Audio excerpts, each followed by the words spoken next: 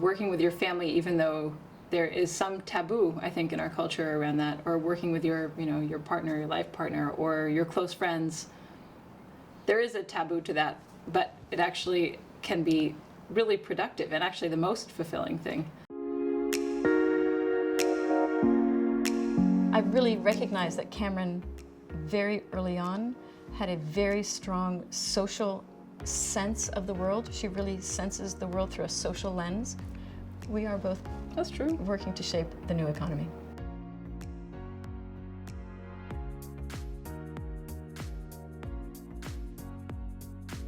I've admired it and seen it since she was 5, that she had a very particular direction and particular concern for others in the world. One thing that makes me think of is that I started modeling right before I turned 16, or when I turned 16, and part of what I was exposed to was very, very wealthy people, a lot of exclusivity, a lot of kind of backroom deals, and the way that I was gaining entrance to those spaces was through this totally superficial thing, was through looking a certain way, and frequently would be the only woman in those rooms.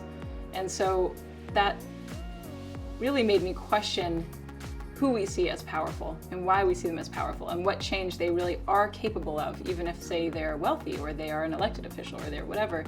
Maybe they're not so capable of the change that we think they're capable of.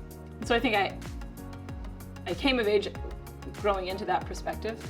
I do also think that when I was first out of school, my first jobs, I really looked at my bosses and how they interacted with the people around them, and people who were good bosses and not, because they treated people who worked with them as partners or not.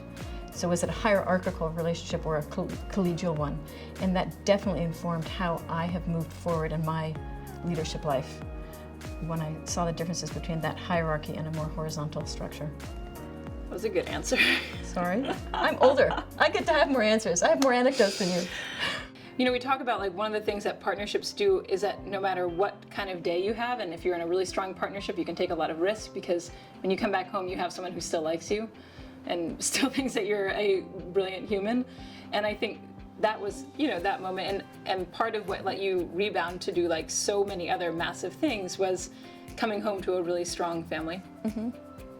Yeah, so in a good partnership, absolutely, you are looking at the other person's long-term well-being. In a partnership that works really well and you have a lot of respect for the other person, you leave a lot of room for potential, so you know what the other person's good at, but you are ready to support and, cheer on that other potential.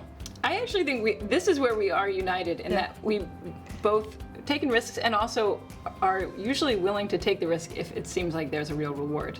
And I actually think that was a very important part of navigating fashion, because in fashion it's very much take advantage of this moment, and there's a million people that are going to replace you, and you have to do this and you have to go there and don't go to school and whatever.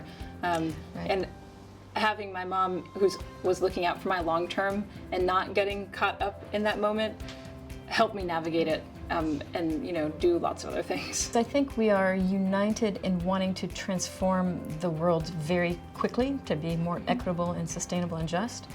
And the issue at hand is, how do you accomplish that? Mm-hmm. And I look at this and I feel like, and my advice to everybody is we should be looking at what is your highest and best use. What skills and experience do you particularly have that you can bring onto these problems? So I think that that's a profound and important part of a long-term partnership, is a shared value system. No, didn't Toni Morrison say, if I met my children and they weren't my children, I'd still like them? I feel like, hey, if I met you and you weren't my mom, we could still be good friends. Absolutely.